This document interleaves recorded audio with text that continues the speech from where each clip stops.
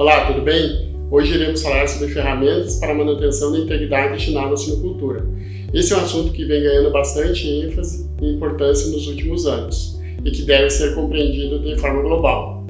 A visão que ações isoladas, limitadas a um ou outro fator, determinam resultados de pleno êxito é incorreta. Devemos sempre reunir todos os recursos considerados possíveis, pela busca do melhor desempenho zootécnico, o qual é um desafio constante na atividade suinícola. Nesse contexto, há uma diversidade de fatores capazes de comprometer a saúde do rebanho, fazendo com que haja dificuldade em se alcançar o máximo desempenho possível. Ao reconhecer que a alimentação é o item de maior participação nos custos de produção, a manutenção do estado de saúde, com ênfase à integridade intestinal, recebe a cada dia maior relevância na suinocultura. O desafio da manutenção da integridade intestinal começa muito cedo na vida dos suínos, e ao longo do seu desenvolvimento ocorrem diversos desafios, entre eles os sanitários. E é vital o suíno estar protegido e preparado para o bom desenvolvimento do intestino, para que se alcance o maior retorno financeiro sobre a atividade. Logo após nascer, o leitão já é exposto a diversos desafios ambientais e sanitários. Dentre esses, os mais relevantes são a colibacilose, a clostridiose, a rotavirose e a coccidiose. Esta, muitas vezes subestimada, dado que outras enfermidades possuem vacinas específicas para profilaxia, enquanto que o aparecimento ou não da coccidiose clínica é dependente de fatores ambientais, de manejo e da aplicação preventiva de anticoccidiano oral no leitão com 72 horas de vida. A coccidiose causa uma baixa taxa de mortalidade e a manifestação da doença geralmente é subclínica. Por este motivo, ela é muitas vezes negligenciada.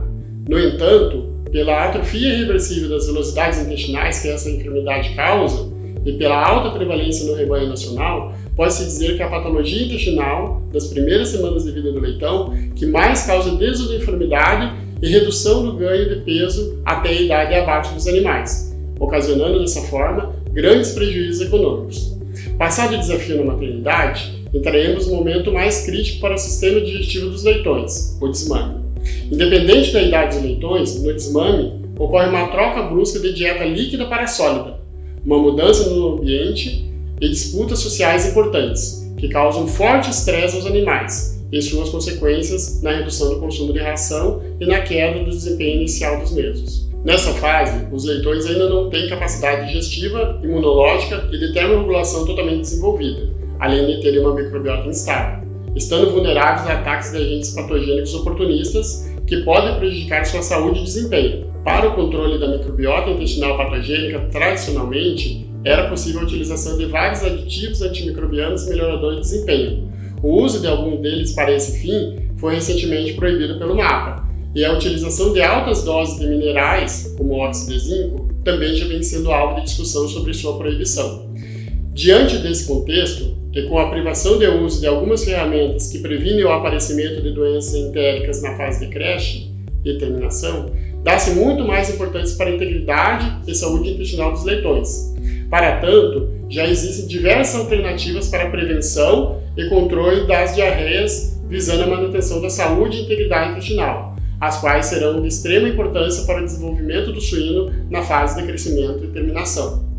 A experiência de campo e as pesquisas nos mostram que durante o período onde podemos explorar os antimicrobianos melhoradores de desempenho, obtivemos excelentes ganhos zootécnicos e com baixo custo. Ainda temos algumas moléculas, como a enramicina e o alquinol, que continuarão permitidas para uso como melhorador de desempenho. Porém, quando parte desses melhoradores foram proibidos, várias tentativas de substituição foram testadas, isoladamente ou associadas, todas elas com alto custo de implantação e com resultados inconsistentes, pois depende do modelo de sistema de produção e do grau de desafio de cada granja. Diante disso, notou-se que a associação de diferentes tecnologias entrega o melhor resultado, tanto no aspecto sanitário, mas ainda mais importante, na melhoria da integridade intestinal e consequente maximização do desempenho dos animais. Baseado nisso, uma nova geração de aditivos foi criada, resultado de anos de pesquisa, avaliando diferentes associações de moléculas e diferentes dosagens de cada ativo, buscando a proteção da integridade intestinal.